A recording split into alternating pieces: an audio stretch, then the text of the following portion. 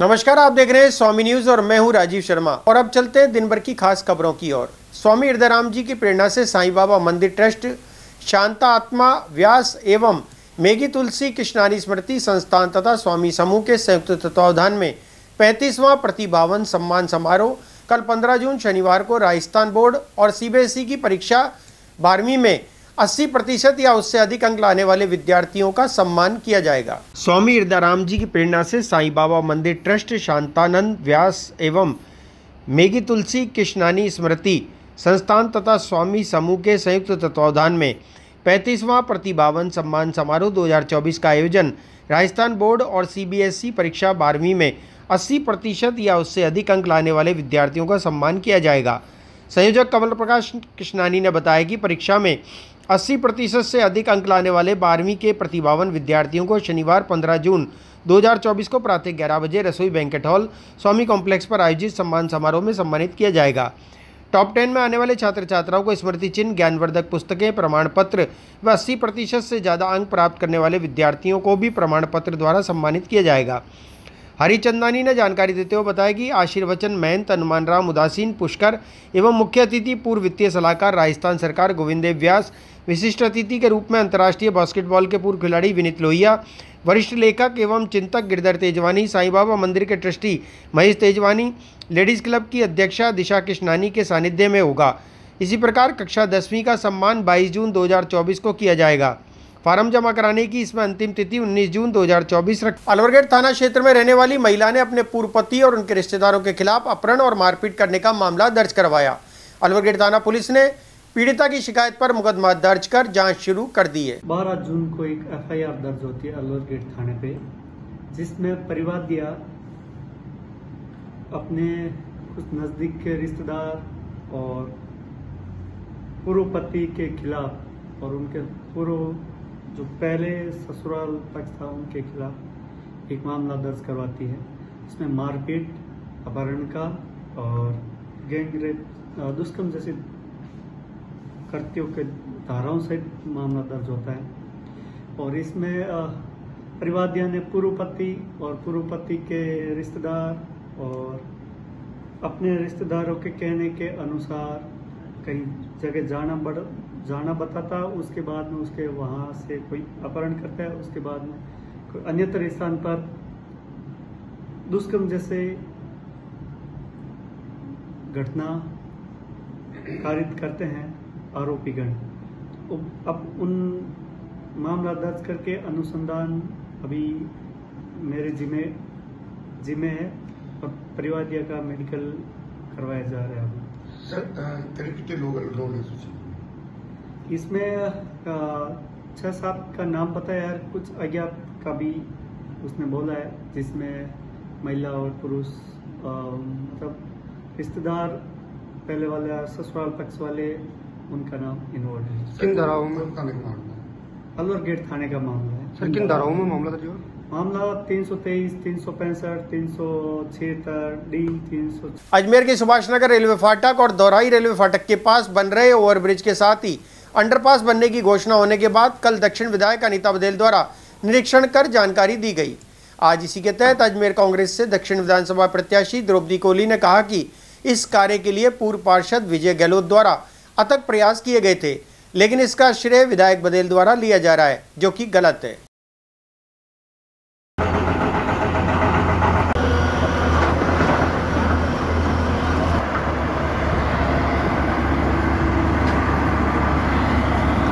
अजमेर के सुभाष नगर रेलवे फाटक और दौराई रेलवे फाटक के पास बन रहे ओवरब्रिज के साथ ही अंडरपास बनने की घोषणा होने के बाद कल दक्षिण विधायक अनीता बदेल द्वारा निरीक्षण कर जानकारी दी गई थी। आज इसी के तहत अजमेर कांग्रेस से दक्षिण विधानसभा प्रत्याशी द्रौपदी कोहली ने कहा कि इस कार्य के लिए पूर्व पार्षद विजय गहलोत द्वारा अथक प्रयास किए गए थे, लेकिन इसका श्रेय विधायक बदेल द्वारा लिया जा रहा है, जो कि सरासर गलत है। उन्होंने कहा कि इसके निर्माण कार्य के बाद जनता को बहुत ही ज़्यादा सुविधा मिलेगी और आ रही समस्त परेशानियाँ भी दूर होंगी। मैं आज सबसे पहले तो विजय गहलोत भैया को बधाई दूंगी और यहाँ के क्षेत्रवासियों को सबसे पहले बधाई दूंगी कि जिन्होंने संघर्ष किया और उनको मोटिवेट करते रहे और वो संघर्ष करते रहे और उसका नतीजा आज सामने देख रहे हो कि लोगों को, जनता को समस्या का हल हो रहा है और उनको राहत मिलेगी। जो 2-2 घंटे तक लोग खड़े रहते थे फाटक पर इतनी धूप में, उनको आज तुरंत निकल जाएंगे। तो ये सब लोगों की मेहनत है। लेकिन कुछ लोग ऐसे होते हैं जो काम कोई करता है और श्रेय कोई ले जाता है, लेकिन जनता सब जानती है कि कौन क्या कर रहा है, कैसे काम कर रहा है। तो मैं तो यही कहना चाहूँगी कि ये बहुत अच्छा है और ऐसे ही एक जनता एकजुट होकर, यहाँ पर बहुत बड़ी समस्या पानी की भी है और ये आज पुलिया की समस्या दूर हुई है, कल हम उस नाले वाली समस्या को भी दूर करेंगे, उसके ऊपर भी लगे हुए हैं सब लोग। तो यही कहना चाहूँगी, सबको बधाई देना चाहूँगी यहाँ क्षेत्रवासियों को और हमारे चेतन जी भैया को और हमारे विजय गहलोत जी को और इनको जो कांग्रेस के कार्यकर्ता, उनको सबको बहुत बहुत बधाई। और इसी तरह से डटे रहो, कांग्रेस के कार्यकर्ता मैदान में काम करेगा तो जनता को राहत मिलेगी। विधायक अनीता पटेल जी भी आई थी, उन्होंने बताया कि उनके प्रयासों से हुआ, तो आप क्या कहना चाहेंगे इस बारे में? देखिए, कहने को तो कोई भी कुछ कह सकता, मैं ही कह सकती थी कि मैंने प्रयास किया, लेकिन मैंने इनका सहयोग किया। प्रयास ये कर रहे थे तो प्रयास जो कर रहा है उसी का ही होना चाहिए नाम। 2015 से लेके आज देखिए, प्रयास कर रहा कौन है इसका सबूत है, इनके पास लेटर है ये भिड़े में। अगर अनीता पटेल जी के पास कोई ऐसा लेटर है जो विधायक रहते हुए उन्होंने एक भी चिट्ठी लिखकर ये कहा कि इसको शीघ्र बनाया जाए, तो मैं कहना चाहूँगी कि उनका श्रेय होगा। लेकिन ये जनता भी जानती है कि किसने काम किया, इसलिए कहने से कोई फ़र्क नहीं पड़ता। यहाँ जो आरओबी और आरयूबी का काम आप देख रहे हो, 2015 में यहाँ की जनता ने मेरे को पार्षद बनाया, तो उस समय उन्होंने ये समस्या रखी थी फाटक की, यहाँ 2-2 किलोमीटर जाम लग जाता है। बुजुर्ग, स्कूल के बच्चे, माताएं, बहनें यहाँ धूप के अंदर गश्त खा के गिरते थे। या ऐसे केस हुए कि एम्बुलेंस फंस जाए तो व्यक्ति को मरना ही पड़ा। हम चाहते हुए भी उसको ट्रैफिक में से है ना एम्बुलेंस को नहीं निकाल पाए। तो 2015 से लगा और प्रशासन से समय समय पे मिलते रहे, सारे पत्राचार करते रहे, डीआरएम साहब से मिलते रहे और कलेक्टर मैम, संभागीय हाउस, सचिवालय, सीएम हाउस, यानी लगे रहे कंटिन्यू। और इसका रिजल्ट आज है कि आज अंडरपास का काम चल रहा है। और यहाँ की जो भी हमारे कांग्रेस के वरिष्ठ नेतागण हैं, और द्रौपदी मैडम जी है और हमारे चेतन जी सैनी हैं इधर से, और भी शहर अध्यक्ष साहब है, समय समय पे मैं मिलता रहा और उनसे सहयोग मांगा और वो लोग लगे रहे, प्रशासन कुछ जगाते रहे हम, और आज यहाँ तक पहुँच गए कि जनता को 2 महीने में अंडरपास की सुविधा मिलने जा रही है और 8 महीने में ऊपर जो कनेक्टिविटी हो जाएगी, 2 पैर और बनेंगे, फ्लाईओवर। हाँ, तो ये सुविधा इस क्षेत्र में, तो मैं यहाँ जो पूरी शक्ति काम कर रही है, डीआरएम के अधिकारी, आरएसआरडीएस की पूरी टीम और इलेक्ट्रिक विभाग रेलवे का, और भी हमारे इलेक्ट्रिक विभाग, वाटर वर्क्स, पूरी टीम को मैं बहुत बहुत बधाई देना चाहता हूँ कि सब ने लगन के साथ जनता की समस्या को दूर करने में अपनी भागीदारी निभाई। और जनता अगर मेरे को आगे मेरे को इस लायक समझती है और मेरे को वापस कोई चांस देगी, तो ये तो मेरी शुरुआत है। हम लोग वो सारी समस्याओं को दूर करेंगे इस क्षेत्र में जो विगत 20 सालों से है। हमारे क्षेत्र के एमएलए साहब हैं, कंटिन्यू जनता ने उनको पसंद किया और 5वीं बार एमएलए बने, पर आज ये काम आज क्यों हो रहा है? आज मेरे को केवल पार्षद बनाया, एक काउंसलर बनाया मेरे को, तो काम के प्रति अपनी मन आत्मा से लगन होती है तो जनता का दुख दर्द दूर होता है। जनता से अभी लेते हैं एक छोटा सा ब्रेक के बाद फिर हाजिर होंगे।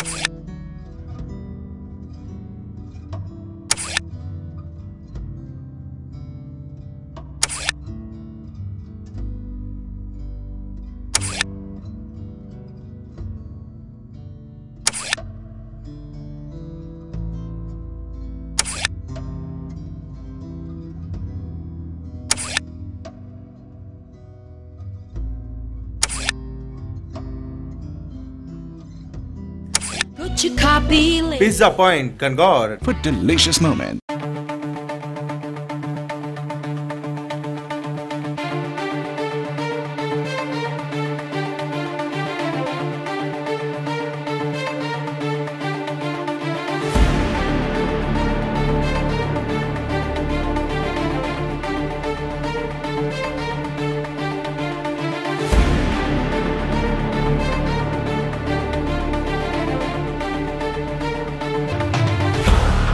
नीट परीक्षा परिणाम में एनटीए की भूमिका से नाराज होकर अभ्यर्थियों द्वारा प्रदर्शन किया जा रहा है।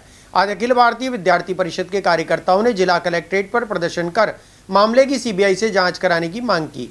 उन्होंने कहा कि परीक्षा परिणामों में भ्रष्टाचार हुआ है, इसलिए इसकी संपूर्ण जांच होनी चाहिए।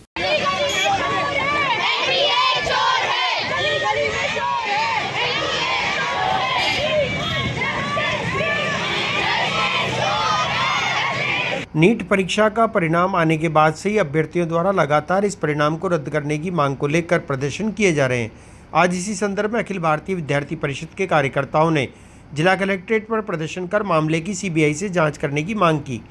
उन्होंने आरोप लगाते हुए कहा कि इस परीक्षा परिणाम में भ्रष्टाचार हुआ है, जिसकी जाँच होना आवश्यक है। उन्होंने कहा कि अगर इस मामले पर किसी भी प्रकार का एक्शन नहीं लिया गया तो धरना प्रदर्शन कर आंदोलन किया जाएगा। हम इस मांग को ये लेके आए कि हमारे यहाँ पे जो नीट का पेपर है वो लीक हुआ है और यहाँ पे रैंक इन्फ्लेशन बहुत ज़्यादा हुई है, तो हम ये मांग लेके आए कि वापस रीनीट कराया जाए। ये बताओ कि किस तरह से आप लोगों ने मेहनत की थी और इस तरह के मैं तो अभी 11th में हूँ तो मेहनत नहीं, हम तो अगले साल मेहनत करेंगे। हम तो अगले साल की पेपर की भी कह रहे हैं कि ऐसी गलती वापस ना हो, इसलिए हम यहाँ पे आके प्रोटेस्ट कर रहे हैं। शुरुआत करी आप इसे नीट की? नहीं, अभी तक नहीं। आज हम अजमेर कलेक्ट्रेट के ऊपर प्रदर्शन करने आए हैं क्योंकि नीट एग्ज़ाम के अंदर जो धांधली हुई है, जो भ्रष्टाचार हुआ है, नीट एग्ज़ाम फ्यूचर के अंदर डॉक्टर्स देता है इस देश को। ये देश के अंदर बहुत ही घिनौना अपराध हुआ है इस बार। देश के सब नागरिक को, प्रत्येक व्यक्ति को इसके बारे में सोचना चाहिए। जब ये बच्चे जो फर्जी तरीके से पास हुए हैं, जब ये हॉस्पिटल्स के अंदर बैठेंगे तो क्या इस देश को बचा पाएंगे बड़ी बड़ी बीमारी से, बड़ी बड़ी महामारी से? ये अपने हाथ खड़े कर देंगे। उस टाइम ये सारा भ्रष्टाचार जब कर रहे हैं ये लोग, तो हम आज एबीवीपी पूरे प्रदेश भर में ज्ञापन देने आई है, प्रदर्शन करने आई है और इसका सीबीआई जांच करने आई है। रुद्रप्रताप सिंह किबरोली, एमडीएस यूनिवर्सिटी, अजमेर जिला मुख्यालय पे धरने पे बैठेंगे। धरने पर बैठने का विषय ये है कि नीट यूजी परीक्षा में जो धांधलेबाजी हुई है, जो भ्रष्टाचार हुआ है, उसकी सीबीआई जांच करने की हम मांग करते हैं। भ्रष्टाचार ये हुआ है कि मैंने भी नीट का पेपर देखा है, हमने भी दिया है पेपर, लेकिन आज तक इतना भ्रष्टाचार नहीं हुआ। कभी कभार एक दो बच्चों के 720 में से 720 नंबर आ जाते थे, लेकिन अब की बार 67 बच्चों के 720 में 720 नंबर आ गए हैं, जो कि प्रैक्टिकली पॉसिबल नहीं है। और आज गुजरात के जो गोधरा है वहाँ पे भी एक कांड सामने आया है, जहाँ पर बच्चों ने 10-10 लाख रुपए देके स्पेशल सेंटर चूज़ किया है और जो तो इस भ्रष्टाचार में शामिल थे वहाँ पे गुजरात में, उनके घर पे 2.5 करोड़ के चेक मिले हैं और कुछ ब्लैंक चेक भी मिले हैं। तो हम इस पूरे भ्रष्टाचार के मामले की सीबीआई जांच करने की मांग करते हैं और अगर हमारी इस मांग को पूरी नहीं करते हैं तो हम और भी विशाल प्रदर्शन करेंगे, धरने पे बैठेंगे। धन्यवाद। वीरेंद्र जड़ी। नाकामदार वेलफेयर सोसाइटी द्वारा गुलाबबाड़ी फाटक के नजदीक लंबित पड़े ओवरब्रिज के कार्य के विरोध में आज रैली निकालकर जिला कलेक्ट्रेट पर प्रदर्शन किया गया। समिति के पदाधिकारी ने कहा कि गुलाबबाड़ी क्षेत्र में स्थान है जहां पर अंडरपास भी बनाया जा सकता है और सड़कें टूटी होने के कारण लोगों को भारी परेशानी का सामना करना पड़ रहा है। उन्होंने कहा कि अगर उनकी मांगे नहीं मानी गई तो रेल रोको आंदोलन किया जाएगा। नाकामदार वेलफेयर सोसाइटी द्वारा पुल बनवाने की मांग को लेकर आज जिला कलेक्ट्रेट के बाहर प्रदर्शन किया गया। वेलफेयर सोसाइटी के पदाधिकारी ने जानकारी देते हुए बताया कि गुलाबबाड़ी फाटक के क्षेत्र में आने जाने का रास्ता सही नहीं होने के कारण क्षेत्रवासियों को काफ़ी परेशानी का सामना करना पड़ता है। उन्होंने कहा कि किसी भी कार्य से जाने के लिए या अपने परिजनों को मुसीबत के समय अस्पताल ले जाने में भी देरी हो जाती है। रास्ता खराब होने के कारण कई लोग घायल भी हुए हैं। क्षेत्र के लोगों का कहना है कि लंबे समय से ओवरब्रिज का काम लंबित पड़ा हुआ है और इसके लिए मांग करने के बावजूद भी प्रशासन द्वारा कोई सख्त कदम नहीं उठाए जा रहे हैं। नाकामदार आरओबी आरयूबी जो प्रस्तावित है विगत 6 वर्षों से पेंडिंग पड़ा हुआ है, जिस पर अभी तक कोई कार्रवाई नहीं हुई है। दोनों तरफ की भुजाएं बन गई, सिर्फ 4 पिलर खड़े होने, 2 इस साइड 2 इस साइड, और आम जनता को वो बन के बहुत आराम से रास्ते का मार्ग प्रशस्तित हो सकता है, परंतु सारा प्रशासन सोया हुआ है। इसी संदर्भ में आज हमने ज्ञापन देने आए हैं, क्योंकि सड़क की स्थिति बहुत ख़राब, वैकल्पिक मार्ग की स्थिति बहुत ख़राब, तो हम कुछ नहीं कर पा रहे हैं। वहाँ की जनता, कई बुजुर्ग व्यक्ति हैं, कई महिलाएं हैं, कई स्कूल के बच्चे हैं, जो हज़ारों लोग रोज़ का आवागमन करते हैं, स्कूल की बसें आती हैं, कहीं ना कहीं ट्रैफिक में फंस के बहुत परेशान होते हैं, जिसकी अभी तक कहीं कोई सुनवाई नहीं हुई है। इससे पहले भी हमने 2019 के अंदर एक धरना प्रदर्शन किया था। 2022 में अतिरिक्त जिला कलेक्टर महोदय ने इस पर संज्ञान लेते हुए वैकल्पिक मार्ग के लिए मेरे संग खुद पैदल चलकर देखा था, परंतु सिर्फ कागजों में समेट के रह गए। कहीं कोई अभी तक इस चीज़ का निस्तारण नहीं हो पाया है। आज माननीय जिला कलेक्टर महोदय के समक्ष हमने अपनी बात, अपनी परेशानी उनको बताई है कि क्या क्या दिक्कतों से वहाँ की आम जनता जूझ रही है, क्या कि प्रशासन तो मस्त है और जनता त्रस्त है। इसके अलावा अभी हम कलेक्टर महोदय, DRM साहब, पुलिस कप्तान साहब, संभागीय आयुक्त, CM साहब, PM महोदय, इन सबको भी ज्ञापन देंगे। क्या आश्वासन दिया कलेक्टर ने? कलेक्टर साहब ने आश्वासन दिया कि मैं इस पर तुरंत प्रभाव से एक्शन लेते हुए संबंधित अधिकारियों से बात करते हुए आपकी समस्या को सुनिश्चित किया जाएगा और उसका निस्तारण करेंगे। हमने 10 दिन का समय दिया, जो हमारे ज्ञापन में मेंशन है। अगर 10 दिन के अंदर ब्रिज तो जब बनेगा, हम सारे इलेक्ट्रेट लोग हैं, हम समझ सकते हैं कि पुल 2 दिन में खड़ा नहीं हो जाता है, लेकिन सड़क जो आम जनता का आवागमन का साधन है, कम से कम उसको तो सही कर दिया जाए। आज भी नहीं कुछ हुआ तो क्या करेंगे? वहीं पर रेलवे फाटक के ऊपर धरना प्रदर्शन, जाम, उसकी समस्त जिम्मेदारी प्रशासन की होगी और मौजूदा सरकार की होगी। मैं नाका मदार रेजिडेंट्स वेलफेयर सोसाइटी का सचिव निखिल टंडन। गुलाबबाड़ी फाटक है, जो हमारा पुल अभी तक नहीं बना, ना आने जाने का रास्ता हमें मिला है। हम नाका मदार से, मैं सरिता गुप्ता वेल सोसाइटी की कार्यकर्ता हूँ। अभी तक सबों का मतलब आने जाने में हमें बहुत प्रॉब्लम होती है। ट्रैफिक इतना हो जाता है और ना वहाँ की सड़कें सही है, रास्ता भी दोनों तरफ मतलब आने जाने का रास्ता भी सही नहीं है। आधा घंटा तक बंद रहता है। किस प्रकार की समस्या है आपकी? हमारे को जैसे कोई बीमार आदमी होता है, उसे निकलने में 2 घंटे लग जाता है, डॉक्टर के यहाँ पहुँचने में जब तक डॉक्टर कहता है बहुत देर हो चुकी है, आप इन्हें जल्दी लिया था तो बहुत। क्या मांगे आपकी? किस मांग? हमारी मांगे, हमें पुल बनवाना है हमारा, और दूसरा हमें रास्ता निकल जाए अंडरपास, और दोनों तरफ सड़क हमारे को सही मिल जाए, और हमारी तो यही मांग है। कहाँ पर प्रदर्शन किया आपने अपनी मांग को लेकर? हमने आज कलेक्ट्री में किया है, हमने इससे पहले भी कर चुके हैं। इससे पहले भी हम कर चुके हैं। कहाँ से आया आप? हम नाका मदार से आए। विश्व रक्तदाता दिवस के अवसर पर अजमेर के जवाहरलाल नेहरू मेडिकल कॉलेज में रक्तदान करने वाले रक्तवीरों और भामाशाहों का प्रशस्ति पत्र देकर सम्मान किया गया। इस मौके पर उपस्थित राजस्थान विधानसभा के अध्यक्ष वासुदेव देवनानी ने सभी से रक्तदान करने की अपील की। विश्व रक्तदाता दिवस के अवसर पर आज अजमेर के जवाहरलाल नेहरू मेडिकल कॉलेज में रक्तदाता सम्मान समारोह आयोजित किया गया। इस अवसर पर रक्तदान करने वाले रक्तवीरों, भामाशाह, रक्तदान के लिए सहयोग करने वालों को प्रशस्ति पत्र देकर राजस्थान विधानसभा के अध्यक्ष वासुदेव देवनानी द्वारा सम्मानित किया गया।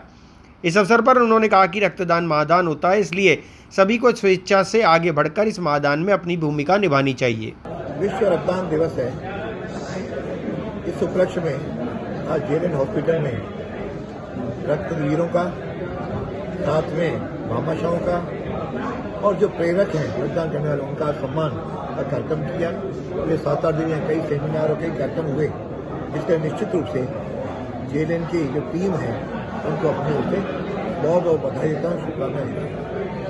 रक्तदान किसी जमाने में बहुत भ्रांतियाँ थी, लेकिन आज लोग आगे होकर के आने लगे। फिर भी आज राजस्थान में जितने रक्त की आवश्यकता है उसका 1/3 ही रक्तदाता स्वैच्छिक सामने आ रहा है। इसको बढ़ाने की आवश्यकता है। ये तब बढ़ेंगे क्योंकि एक बार तो रक्त दे देता है, लेकिन उसकी कंटिन्यूटी बनी रहे, उसके लिए उसके मस्तिष्क में जो इसके लाभ हैं उसको जानकारी देना और उसको अभिभूत कराना आवश्यक है। जैसे जो रक्त देगा उसे बीपी की बीमारी कम होगी, उसके हार्ट अटैक की संभावनाएं कम हो जाएंगी और ब्रेन मोरों में नए रक्त संचालन होना शुरू हो जाता है।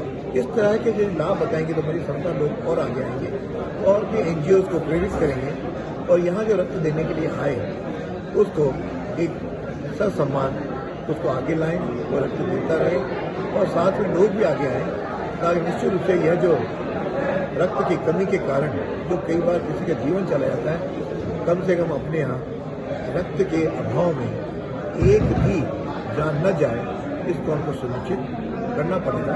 कुछ हॉस्पिटल के बारे में भी आज जानकारियां दी हैं। निश्चित रूप से जितना जो कुछ संभव होगा राज्य सरकार से मदद लेने की कोशिश करेंगे और कम्युनिकेशन यहाँ जितना बढ़ेगा जनप्रतिनिधियों से, रक्तदाताओं से, समाज से, उतना ही अधिक। आज मैंने देखा कई डॉक्टर्स ने भी अपने डिपार्टमेंट से और लोगों ने यहाँ की AC से लेकर के कई सुविधाएं इस ओर दी हैं। हर व्यक्ति को इस ओर आगे आना चाहिए, अपनी कमाई का कुछ अंश मैं मरीजों के लिए, हॉस्पिटल के लिए मैं भी दान दूँ, इस प्रकार का भाव जगना चाहिए।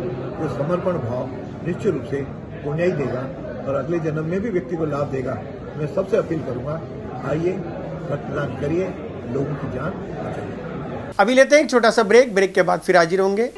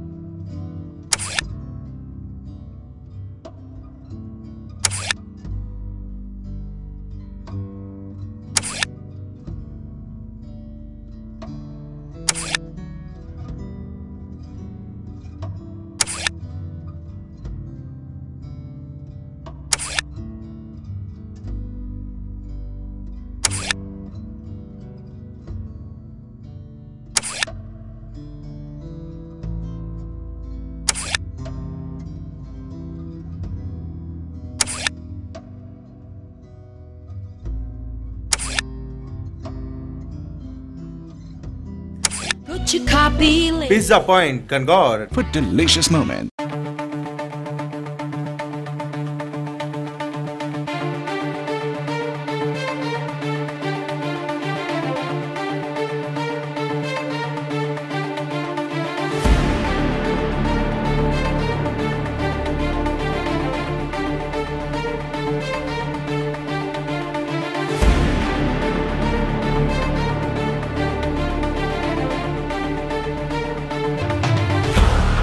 पुष्कर के परसराम द्वारा में चल रही 7 दिवसीय श्रीमद् भागवत कथा के समापन दिवस पर कथावाचक पंडित गजेंद्र गोपाल शास्त्री ने भक्तों को आशीर्वचन दिए। इस मौके पर उन्होंने कहा कि संतों की सेवा प्रभु सेवा के समान है। पुष्कर के परसराम द्वारा में चल रही 7 दिवसीय श्रीमद् भागवत कथा के समापन दिवस पर कथावाचक पंडित गजेंद्र गोपाल शास्त्री ने भक्तों को संतों की सेवा प्रभु सेवा के समान बताया।